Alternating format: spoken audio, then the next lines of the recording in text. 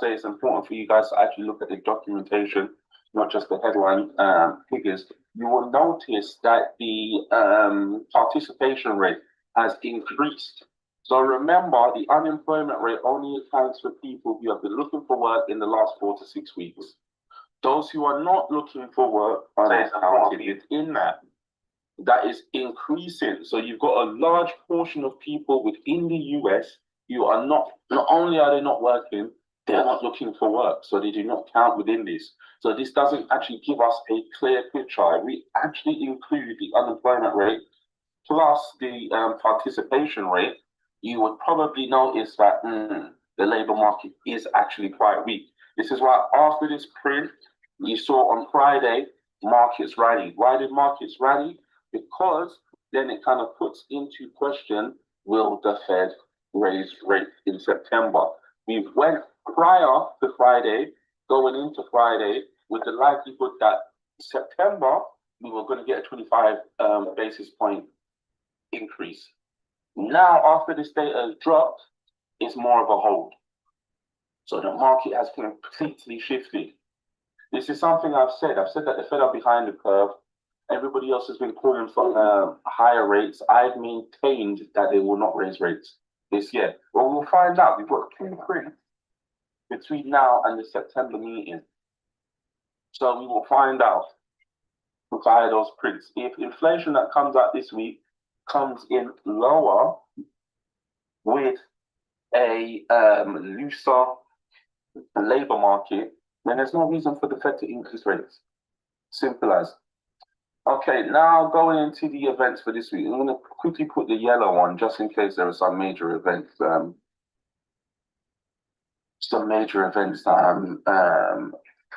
we have rated less important that I am missing out on.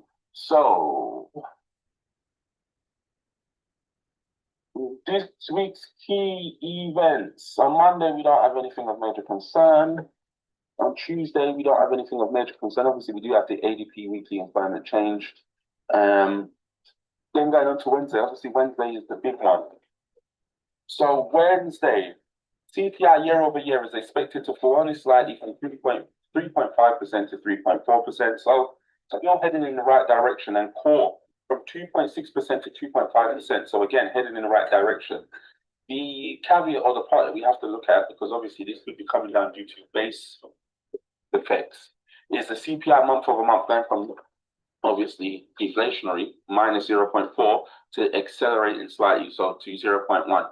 Same as core month over month going from flat 0.0, so 0 to 0.2. So again, a bit of mixed data there. If we see the month over month on both actually coming lower than expectations, then we're in the right direction.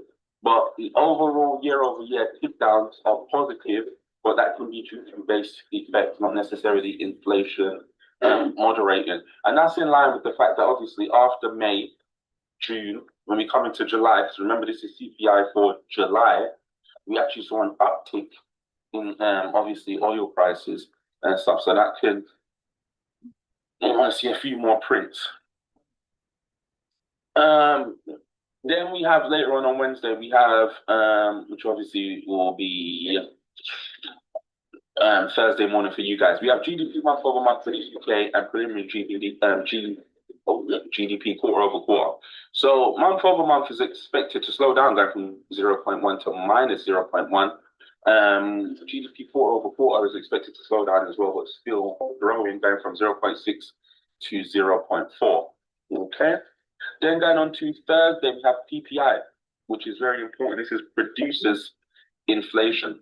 So PPI month over month going from minus 0.3 to 0.2. So inflation is kind of creeping back, at least on a month over month basis. And then core PPI month over month, 0.2 to 0.3. The initial jobless claims now expected to break that 200,000 threshold, going from 199,000 to 202,000 on Thursday.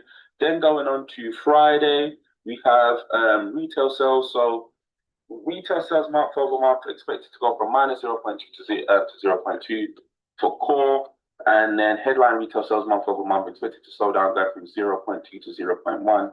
Then we have University of Michigan's consumer sentiment expected to fall slightly from 55.2 revised to 54.4. And then we also have inflation expectations, which are currently 4.2. So we'll know later on in this week what the expectations are meant to be. Now, going on to the charts, expecting some big action this week.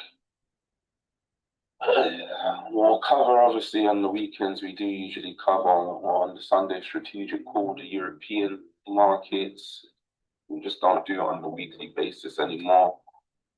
So we'll start with the FTSE 100. FTSE 100 closed the weekly, as you can see, with a doji. We're now teasing this supply zone at 10,800. As you can see, we're forming a double top.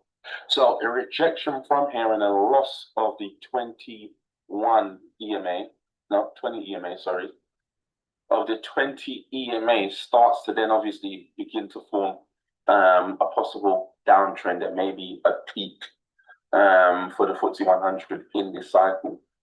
Looking at the daily as well, you can see the daily we've closed all week with dojis. So as you can see from actually the 29th, so over a week, you can see that we've closed every day at this level with the doji. So every time price teases this level of resistance at 10,900, the sellers come in and they defend that level. So when sellers start to initiate from this level, then obviously you start to sell and push down. So that's something that everybody should just be mindful of. Obviously, a breakout of this level puts you into new price discovery. It needs to maintain. So a back test, it needs to maintain this level for us to continue pushing up. But overall, you are still in an uptrend, but you need to be mindful of this double top and the fact that you've got all of these wicks here, which are showing seller absorption and the possibility of sellers coming to actually initiate from this level. You can then also look at some of your indicators to have a look. You can see RSI is creeping up. You know, we have volume profile. Can't see volume profile on FTSE 100, unfortunately. If you look at volume profile on the UK 100, you should be able to see it there. And that will give you an idea. Now, going on to the stocks 600. So stock 600 closed the weekly with a bullish candlestick going into a new all-time high in price discovery above 650. Continued bullish pressure from this range will push us up further into new price discovery, as we know. Looking at the daily, you can see the daily closed on Friday with a doji still above what is now the demand zone at 650. A back test of this level and strength with buyers initiating then begins to push you towards 690, the first SIB extension level. Now, going on to the S&P 500, S&P 500 closed the weekly in a big bullish candlestick, a new all-time high. After having this consolidation for a number of weeks, a few months actually, at 7,600. We've now flipped this level. The overall regime is now a positive gamma regime and a positive delta regime. So what do we mean by that? Everyone should understand now that when we have a positive gamma regime, it is a dampener. So what does that mean? That means that dealers, market makers, buy the dips and they sell the rips. So it's a mean reversion setup. That means that when the market pushes higher, it is a more controlled and a more mechanical push up. You hear when you hear that phrase that balls go up the stairs, think of it like that. So it's not going to be a crazy volatile move to the upside. It's a more structured and controlled move to the upside. Then we have positive delta. The positive delta then shows you the direction of the move. So if the delta is positive and the gamma is positive, well, we have the direction based on positive delta, which is to the upside, and then you know that that upside is controlled, okay? All the levels above price are positive gamma exposure levels. They're like magnets, so price will be attracted and pinned to those levels. As traders then start to get more bullish and buy more calls, it starts to break through those magnet levels, then pushing over to the next magnet levels. This is why that level of 8,000, which I've told you, is very realistic. And I've just put an update. I believe it was either by Citi or no, it wasn't. I think it was Goldman Sachs that have projected by the end of the year for the market to go to 8,000. I believe that will happen a lot sooner than that. Okay, so just bear that in mind. We've had an incredibly strong earnings season this season. If we're looking at the equal weighted index as well, you can see that the equal weighted index also made an all-time high. Why is that important? That tells us that this rally is broad. If we have this down and SPX, the weighted index higher, that will show you that it is more tech-based, this rally. So that's a good sign. Then when we look at S5TH, this shows us the percentage of stocks in the S&P 500 above the 200-day moving average, okay? Which is 72%, almost 73% of stocks are above their 200 moving average. That is daily moving average. That is extremely positive. Okay, now if we look at the daily, you can see the daily on Friday closed with a doji. We're above this level of 7,600. We could have a back test to this level, which is actually a put wall. So this is a major level of support, not just on a technical basis, but it being a put wall as well is a major level of support based on dealer positioning. So we could expect to see something like this, okay, which is quite bullish. Now going on to the NASDAQ, you can see that the NASDAQ closed the weekly with a bullish candlestick as well. We're coming up towards supply at 30,320. A breakout above this supply zone obviously puts us into new price discovery. You can see that we're firmly within this uptrend. This is why the trend is your friend until the end. The pattern is valid until made invalid. I gave you guys this pattern in 2022 when Russia invaded Ukraine, and I gave you the technical target of this pattern. It's hit that technical target and exceeded that pattern. And as you can see, impulsive wave, corrective wave, impulsive wave, corrective wave, impulsive wave, corrective wave. So what are we about to see now? Again, especially if you break above this resistance, well, that's the next impulsive wave. It's as simple as that. And again, like we said, with earnings are proving more upside. Earnings have been strong. When we look at, again, NDTH, so this is the amount of NASDAQ 100 stocks above the 200 moving average, 70%. And you can see it's been rising from the low of this year, which I believe was the invasion of Iran. It's been rising, okay?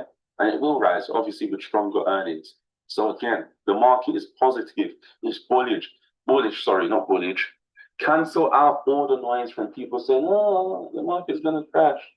AI is a bubble, blah, blah, blah, blah, blah. This is why you need to do your research. This is why you need to do the reading. This is why you need to do the following of the market. Don't go on social media, on Instagram, especially, and just listen to what most of these people are saying that have no idea what they are talking about. If I tell you something, test it. I might tell you a lie one day on purpose. So you need to test everything. I think Dow Jones also made a new all-time high. As you can see, Dow Jones made a new all-time high. And I believe the Russell is close to, if not, yeah, as you can see, the Russell is on the verge of making a new all-time high as well. Quickly, just to show you some of the other indices, you can see the Nikkei is starting to rebound from its lows, back tested the 20 EMA, and it's positive, so headed in the right direction. Same as the topics, as you can see, which is another one of the Japanese major indices. As you can see, the topics is at near all-time high levels. When we're looking at the SSE composite for China, as you can see, that's made it slow. It looks like it's starting to recover. Hong Kong Hang Seng, exactly the same. It's made it slow. It's looking like it's starting to recover. The main one that everybody's been watching, South Korean KOSPI, as you can see, it's holding this level at 6,270 after having that major pullback. Look at that. Buyers absorbed this low. So as long as you hold 6270, this area, you should begin to push up as well. And then you look at India's Nifty 50, just kind of moving sideways at the moment. We're looking at the emerging markets, as you can see, they're starting to have a rebound as well. And I think ACWI is World Index all-time high. So everything is showing you, despite that pullback, June, early July, equities are still bullish and they're still moving higher. So again, very, very positive. Now, if we look at the daily for the NASDAQ, you can see the daily on Friday closed with a doji in this range between 30,525 and 28,465.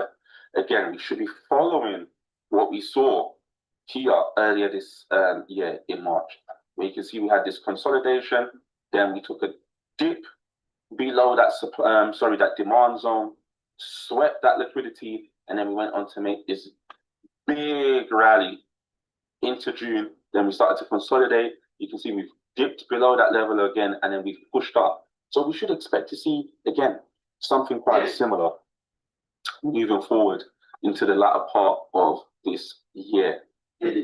Now, going into the currencies, if we look at the Dixie closed the weekly with a doji. We're now trading below supply, formerly demand, at 101.45. Another bearish weekly close will then see us begin to push to the downside. If we look at the COT report, we can start to see that the positioning for the Dixie is crowded and it's starting to unwind. Okay? Especially as well with the possibility of the Fed holding rates and not increasing rates, it then starts to apply some weakness or some pressure into the dollar. If we look at the 1 month performance and the weekly performance, the dollar is off its highs. On the 1 month, it's down 1.42%. On the weekly, it's down 0.42%. So the dollar is starting to weaken. We look at the daily now. You can see the daily close with a bearish candlestick below 100.4, back in this zone that we've been in for over a year. Again, so more bearishness from this level will see us begin to fall. If we see inflation lower than expected, again, the dollar starts to fall more, down towards 96.645. So we might be seeing some dollar weakness begin to creep into the market now. If we're looking at the FIBA now, the FIBA closed the weekly with a doji in between this range of 1.21610 and 1.12295. A weak dollar is good for the FIBA, and the FIBA begins to push up. When we're looking at the ECB, though, and in terms of what they're doing with interest rates, they have been, as they usually are, we're data dependent.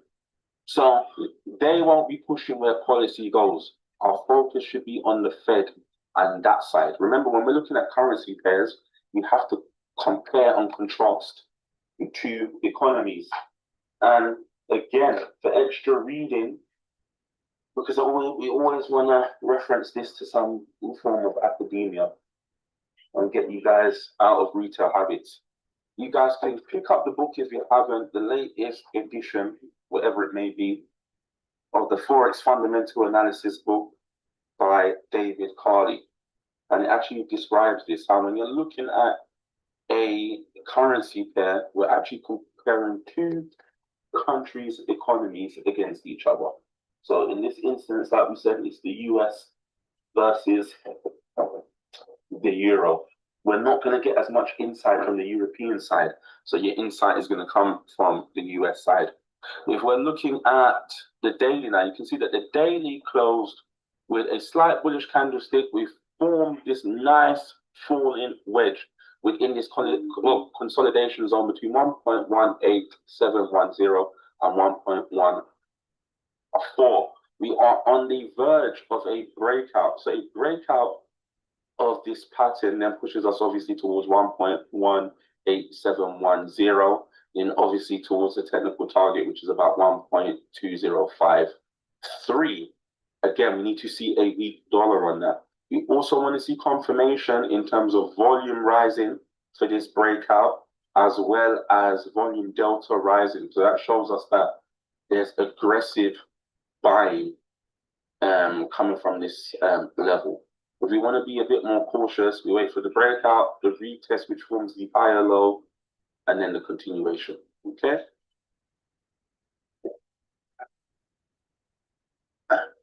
Eyes on CPI for the US later this week. That will be the catalyst most likely to either break this or see this continue within the pattern closer to the apex, or complete breakdown of the pattern. Okay. Now, if we look at the cable closed the weekly with a doji in this tight range between 1.36550 and 1.30835. So we need price to come to a POI on the weekly. If we're looking at the daily now, you can see that the daily is similar to the fibber, except here we're in a symmetrical triangle. Symmetrical triangle can go either way. And just because we've had 1, 2, 3, this is the fourth touch, doesn't necessarily mean, excuse me, that we're going to break up. We could continue if inflation is higher into the apex, and it could actually break down to the downside. Or we could continue into the apex, US inflation is lower, and then it breaks to the upside. So this is showing us that price is coiling into a major event. So this is something that you've, again, got to look into. We want to see volume increasing and obviously volume delta as well in this case. Also, I don't usually mention this, but we'll mention it today. USD JPY, I've shown you guys a document that shows the two times we've had intervention this year. We've had the initial, so look, we've had the initial intervention, I believe, which was here, January. You can see after we had the intervention, price just rebounded. We had this intervention here in April. Again, price rose. I think we had talks of intervention here in July. Price came down and rebounded. And this was the biggest intervention, which was in conjunction with the US last week, yeah? Or the week before. Price has come back down to this level again, and it's rebounding. Okay, so that's telling us that the likelihood is, unless we have a major policy change where Japan, remember I produced you guys a document, it's in here somewhere. If you want, I'll upload it again. It was an infographic that was telling you the areas in which Japan need to address in order for us to see some material strength for the yen. I'm going to upload it again now, yeah, just for your viewing pleasure. If I can't find it, let me have a little backtrack. I probably uploaded it into the actual FX pairs, yeah, but I'll upload it into the FX news section so it's easier for everybody to find. If I can find it myself, here we go. So I've just uploaded that for you guys. This is a few weeks old, but it doesn't make it any more relevant than when I originally told you guys about it. So it's in the FX What's that? news section right now, or it should be. Oh, I can. Yeah, it's there. So again, you should expect Michael, go and shower. some form of dollar strength from here, regardless of CPI. CPI might provide, if inflation is lower, it might provide a pullback, but in general, you should expect this to continue pushing higher. You want lemon? If you look at the weekly, you can see Take some. we found support on that 55 EMA. Buyers came in, absorbed those lows. So again, we're likely to push up. We've not met those criteria. Like so again, what are those criteria? What are those criteria are the things that we're looking at? Yeah, the full criteria for moving towards the end strength. US rates need to fall. So we actually need to see the Fed actually beginning to cut rates. Japan increasing rates in very long increments by 25 basis points isn't going to do it. JGP, Japanese government bond yields need to fall. The dollar needs to weaken. Oil needs to weaken as well. But we're starting to see some of these things happen, but not on a material level to cause the weakness that we want to see in the dollar which is gonna, or in this particular pair, which is gonna give strength to the yen. You can also look at is 6J1, which is yen futures, CME yen futures, yeah.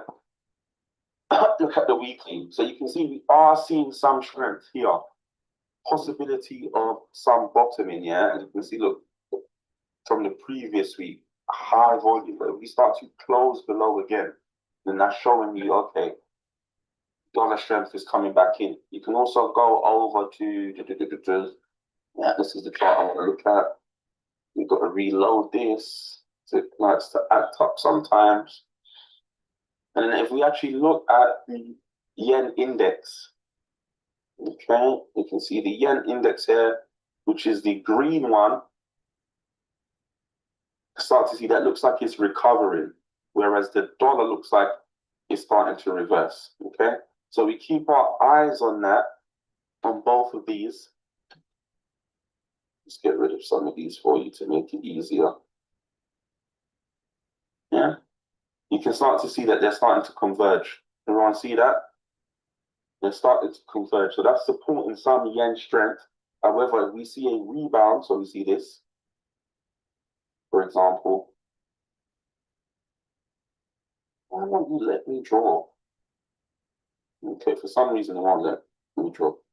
But if we start to see this bounce back up to the highest here and this top and then start to push back down, then you know that we need to continue shorting the yen. It's not making this reversal yet, okay?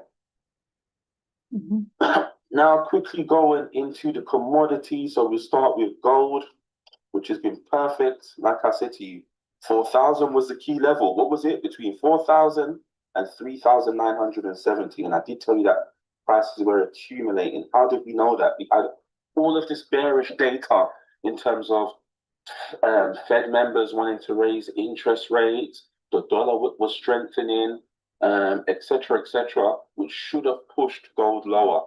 None of those things pushed gold lower. We've also had, I believe, one of the, I can't remember if it's Buffer, that put in year of end for gold to be at 5,000.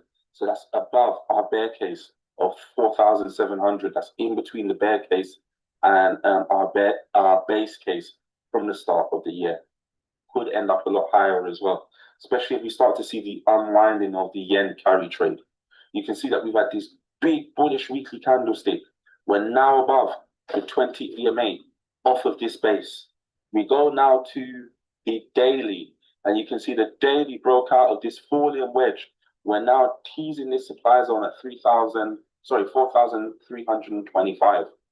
Those of you that are in the trade, you should be smiling. Now we could see that possible back test, which is healthy, before another attempt at breaking out, targeting the base case for this year, which is what I'm still in favor of, the base case for this year. Okay, us returning to this level. I've also uploaded some data for you guys showing you that China and China's central bank, the PBOC, Public Bank of China, have been aggressively buying gold. Okay, central bank, and Greece as well, I believe, was aggressively buying gold this last quarter. So again, central banks are back to buying gold. If you also look at the COT report, you can see that the contracts for gold have been increasing. If you look at the options, GLD, just after I said to the guys when hashtag asked in the FX trade to check GLD, and I checked and I said there's no confirmation yet, it started to pick up. So I don't know if Moyes is here, but Moyes and Daz, you guys put your alerts. You guys got the trade, so you're lucky. You were reading the market just as I made those predictions. Silver is doing a similar thing as well. So as you can see, I put this line weeks ago. We've bounced from that line. We're pushing up. If we look at the weekly, you can see the same thing. What we will do is we will actually adjust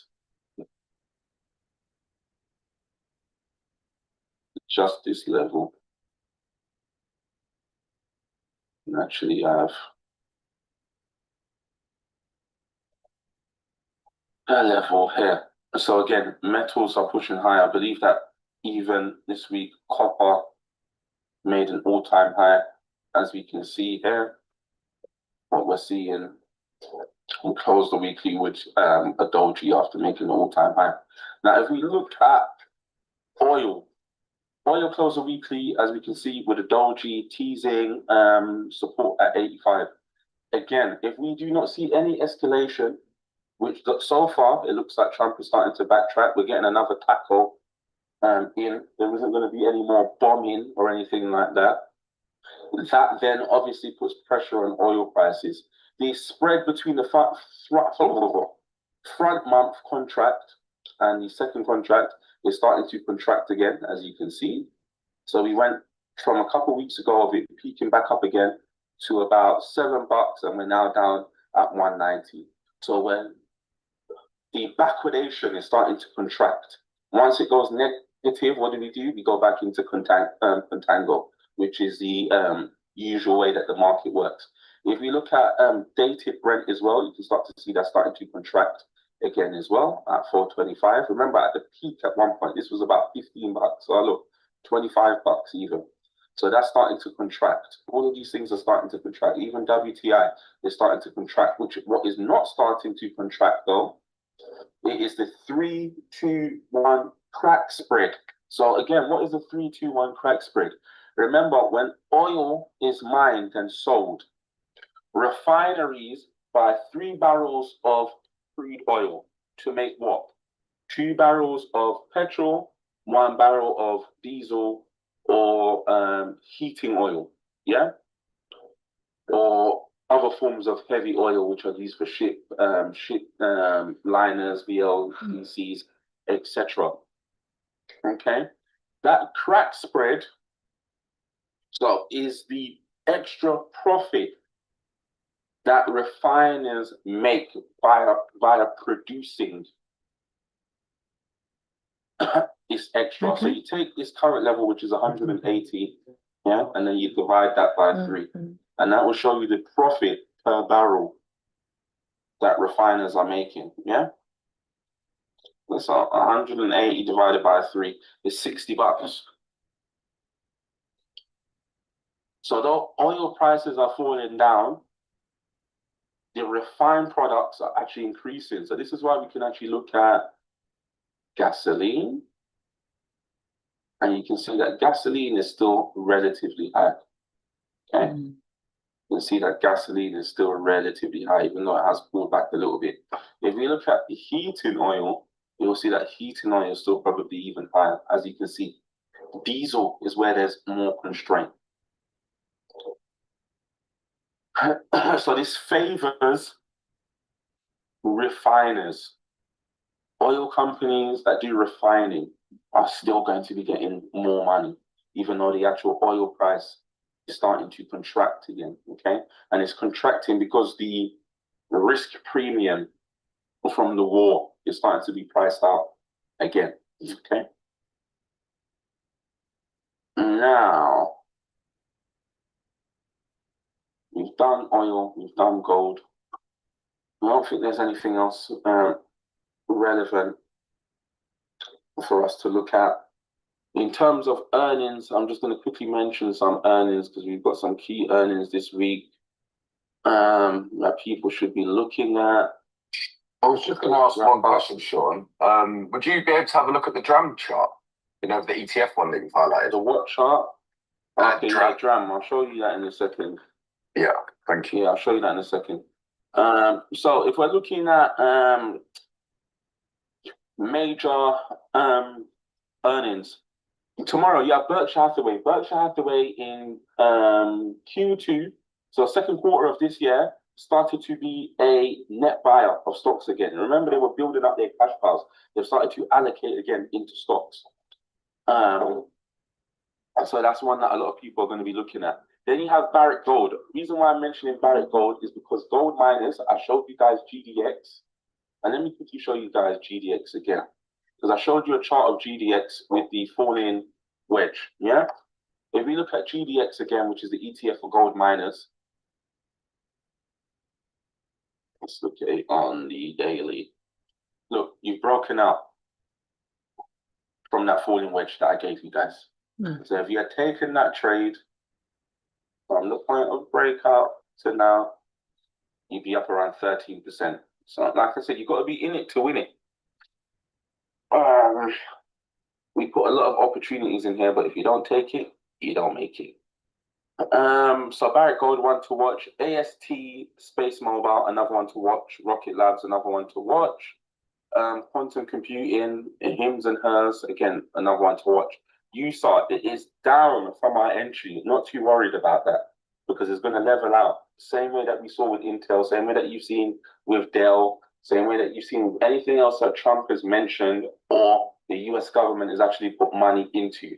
They're not going to put money into anything that is losing. The reason why the US government is putting money into USA Rare Earth is to compete with China. Rare earths are a vital input into everything, not into just the AI, into defense. Okay? I can't remember the particular mineral, the particular metal, but there is a particular metal which is very scarce, which has been used in the F-2 bombers that Trump likes to keep mentioning when he's talking about blowing Iran to smithereens and other military equipment that the likes of LMT, RTX, etc. use in their production. But this is why USAR is important. Then going on to Tuesday, we have Carver, which is a stock that we watch. Carver might actually see a sell-off due to this this bug that's going around in the US right now, affecting iceberg lettuce and jalapenos and stuff like that. CoreWeave is going to be important. Light is going to be important. So Light is a photonics based stock. Again, AI. So we're expecting CoreWeave, a Light, and Supermicro Computer to actually have positive earnings and discuss AI forward guidance. Very important. Then going on to Wednesday, you have Nebius, the same again. We're expecting some higher forward guidance, in regards to AI. Coherent, so COHR, same thing. NVX, same thing. Cerebras, same thing. So this is again all stocks that are due to increase due to AI. Then going on to Thursday, JD.com is one that we're in. So we'll be looking at that. Applied Materials, that should get the boost because of AI. And then on Friday, we don't have any major earnings on Friday. Okay. And then let's have a quick look at DRAM. What in particular was it in DRAM that you wanted to know? You just wanted to see the chart? No, I charted it, and obviously from your research that you've been putting over the last couple of days on memory and stuff. So obviously I'm just wanting to go in depth on the actual study itself of memory, etc. And I saw DRAM, and I saw your tweet on Twitter, and I thought, oh, and then I charted it, and I thought, DRAM, I've got a falling wedge. I don't know about you. Maybe I've forced the pattern. What, falling wedge on what? On the on your daily, on your daily now. Let me look at my weekly good again. No, my weekly is nothing but on the daily. I thought on the daily. Yeah. I wouldn't say it's really a falling wedge. I'll say it's more of descending channel. The result is pretty much the same, but it's more of a descending channel, into this into that area of 50. Remember, DRAM, is the fastest growing ETF in history so far, It went crazy at the start of the year, didn't it? Everybody use their eyes. What does that look like? Look at what I've drawn.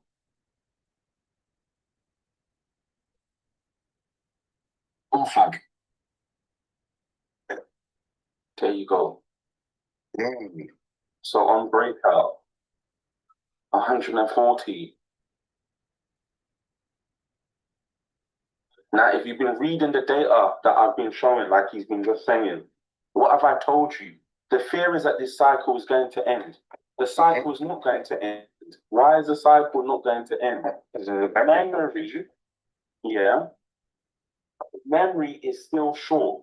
If you actually look at some of the documentation that I've shown you, yeah, memory is extremely short, yeah. Even though MU, SK Hynix, Samsung, all of these other companies have said, okay, we're spending more on capex to open up new foundries and fables. These are just posh ways of saying factories, yeah, to make chips. Those factories take 2 to 3 years to build. Even after they've been built, it doesn't mean that they automatically go into full capacity. We've seen the hyperscalers increase capex. They're all now going into debt to spend more on capex because they're competing with each other. They don't want to get left behind. But we know that ROI on the capex expenditure, capex is expenditure, capital expenditure. On the AI capex is actually producing a return. AWS, Azure, their earnings. Google's protocol all told you that cloud services have seen record profits, record revenue, and is expected to grow more. So that means that they need to build more data centers. Data centers contracts are building. Can I ask a quick question? So you see with Apple, is Apple seeing an extended run? Because obviously we're having this memory shortage, right? But they're trying to outsource this Chinese company. Is that why we're seeing an extra bit of a bit on Apple as well? Okay. No, Apple is different. So if we look at Apple, Apple had their earnings call, yeah? Mm-hmm.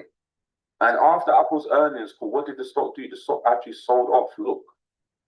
The stock sold off. Can you not see it run up into its earnings, yeah? Mm-hmm. There, we had the earnings and it sold off. Why did their earnings sell off? Because Apple told you in their earnings call that memory supply is tight. Mm-hmm. What are memory stocks doing? Remember, there's a difference between memories. So this is why it's important for people to do their research, yeah? You've got HBM, high bandwidth memory, yeah? This is more geared to AI and data. So this is used for data centers, etc.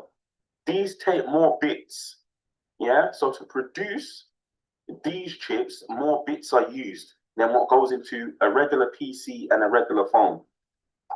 The supply that should have been going into phones and PCs is going into AI. Why? Because companies like MU, SK Hynix, Samsung, I ask you guys a question. If I'm willing to buy a product off of you for more money than Daz is, you're going to sell to me and make me the priority, correct?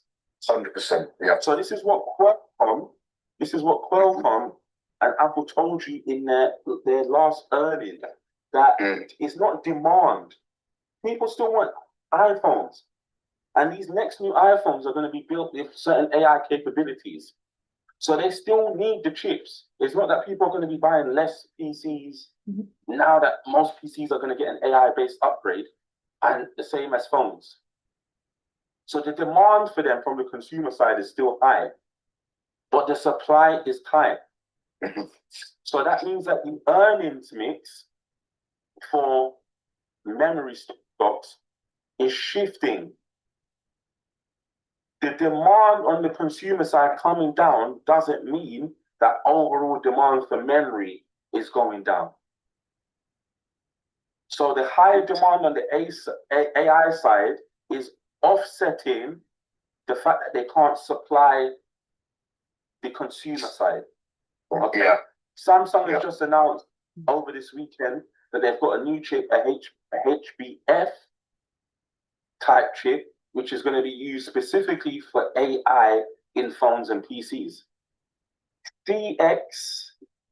CMXT, which is the Chinese chips company, Apple was trying to get the deal with to try to get cheaper NAND and DRAM chips. They've said, no, we're not selling it to you. You can have them, but we're not selling it to you cheaper. Yeah. If Samsung and SK Hynix are having this price, we're selling ours for the same price. Yeah. On top of that as well, their supply is sold out for a year.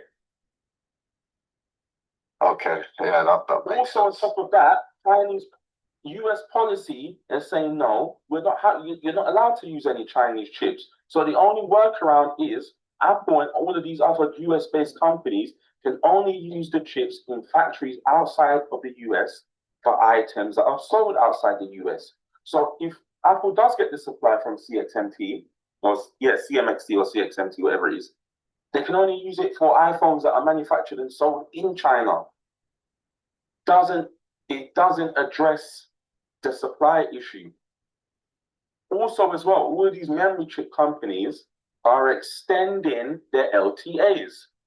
Remember, as I said before, it used to be cyclical via cycles. So contracts were a quarter to 2 quarters long. They are now 5 years long. So even though some analysts are expecting the ASP, average selling price for memory chips, to peak by the second quarter of next year, that doesn't mean that earnings are going to collapse. It just means that it normalizes at that level, which is a lot higher than the historical prices. So this sell-off that you've seen in memory is knee-jerk. When we look at the tape as well, the tape does not support. It's been volatile, don't get that wrong, but this is a market which is too big to own everything. People are putting money into SpaceX. People are still putting money into hyperscalers, and they're trying to get exposure into memory. Plus, remember, markets rotate. The AI trade isn't just based on memory. There are other bottlenecks. This is why shameless plug. This is why everybody should have been in the AI infrastructure portfolio. And I'm showing you every year, every time I print that report, those that are not in it are going to regret it. The market is shifting. What is the hot sector right now, which the money had flowed into, which had been down for most of the year? Photonics. It's eventually going to rotate into power. So it's all coming back. Photonics was down. It's now on a rally. And this is why you have to look at the thesis, the underlying thesis for AI, for data centers, continues to increase. Bears have said all sorts of things. Circular financing. Yeah, there is a little bit of circular financing. But what blows that out of the water? The ROI. Hyperscalers are making return on investments. Not only are they, all type of companies in all type of industries. This is why you need to read the data and earnings call. Caterpillar, the manufacturing company, told you AI is boosting our sales. They are also providing manufacturing equipment that actually directly goes into building data centers, because they are a manufacturing company that produces tractors, trucks, equipment for construction. Who else did I say recently attributed increase to AI? I can't remember, but if you guys go through some of the stuff I've said this week, so it's broadening out. It's not just hyperscalers or companies that are solely AI based that are beneficiaries of AI right now. And again, this is without us looking at the frontier LLMs, what they're doing, the amount of money that they're bringing in. So your Anthropic, your OpenAI, etc. So when that person was arguing with me earlier and they said, AI is a bubble, and I'm saying, okay, well, show me your evidence. And then what was my rebuttal to her? I said, the AI trade only begins to unwind when the capex, the money, capex starts to dry up, and those companies start to take on more debt, but the capex starts to dry up. It doesn't matter that Google's free cash flow has gone negative, because we're predicting within the next 2 years for it to go positive and the highest it's ever been. What's going to cause that? It's obviously the ROI from AI. And they've shown you that in terms of their Google Web Services, or whatever their version is called, GOP or whatever it is, or GCP. And they're just on a restructuring as well, their AI leadership. Doing a restructuring. I think they announced this week they're doing a restructuring of that, like the whole AI leadership that they had going. I think they've restructured different Google, Alphabet, yeah. Yeah, structuring how, though? Elaborate. So I didn't read that. It was saying that there was like the leadership of the AI programs. They're restructuring it, and I think they've. Well, remember the leader anyway. They were always third. Yeah. AWS is first. Microsoft Azure has always been second. Google has always been third. But they're all three of them. The percentage of the market share that they have is all increased this year. I think it was something So new. they're taking up this market share compared to some of their smaller competitors. Mm. Okay? So Did Oracle have it 11% as well? nice. So that's one of the smaller ones. Yeah, there you go. So like we said, DRAM has pulled back. Yeah, DRAM has had a nice pullback. From its highs, you are down 37%. Yeah, so we want to start to see strength coming back in to the market for DRAM. You quickly look at the weekly, you can see, look, it's the weekly volume delta, extremely strong. So buyers have come back in with a vengeance. Another one that I want you guys to look at quickly is light. Yeah, it's just opened up. So what is light? Light is exactly like DRAM, but it's based on photonics, produced by the same company, Roundhill. But this is photonics and optics. This is the next bottleneck within the AI infrastructure trade. So as you can see, sellers are coming up with a vengeance. That's good. Why? Because it's opened up at this price. Like I said, it's a brand new ETF. I'd love to see it come down a bit more so we can buy it cheaper and then go.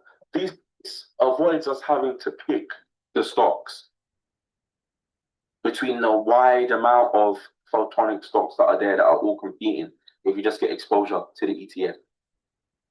This is why you need IBKR, because it's not on 212. They've got the European version, the USIC compliant version, sorry, which I don't particularly like. It's not on Free Trade. It's not on Webull UK. It's not on Robinhood UK. This is why I produced that document for you guys at the start of the year, telling you what you need to get serious in this space. And IBKR is free. It's not going to cost you to get into that broker. Also, another ETF that you should be looking at, which is only going to be available on IBKR, E-Trade for those that have E-Trade, which would be the same as Light. Yeah, only those two, which is the Chinese semiconductor. So CMXT, you cannot get exposure to. You might be able to get exposure to directly to the stock via IBKR. But in general, not all Chinese stocks are available outside of China. This is why we have ADRs. Yeah. So having said that, you can get exposure via KS, so CraneShares China Technology and Semiconductors Index, which has those Chinese stocks that are going to start to gain market share. So this is the bear case that people are saying for the reason why SK Hynix, Samsung, Micron will pull back or aren't going to reach some of the exorbitant price targets that we saw earlier in the year. So cool, you just get your exposure here. And you can see what buyers have been coming in. It also pulled back as well, like the whole of memory did, and it's rebounded. So again, this is something that you all should be looking into. Okay? And then the last one I will leave you with a sector that everybody should be looking into is the humanoid robotics. And you have an ETF here for that. Also CraneShare, which is Quaid. Yes.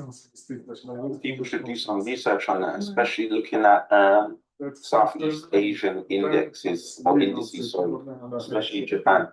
So we have a lot of the components manufacturers that go into making these robots that then obviously find their way into either China or the US. So Chinese and US companies It's are been ready actually for like building last 40 these minutes. I was humanoid wondering why you robots, weren't but a eating. lot of the components that are going into them are made in Japan.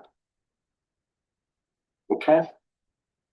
Moving on this week, my birthday is later this week, is on Thursday. So we'll have our session on Wednesday.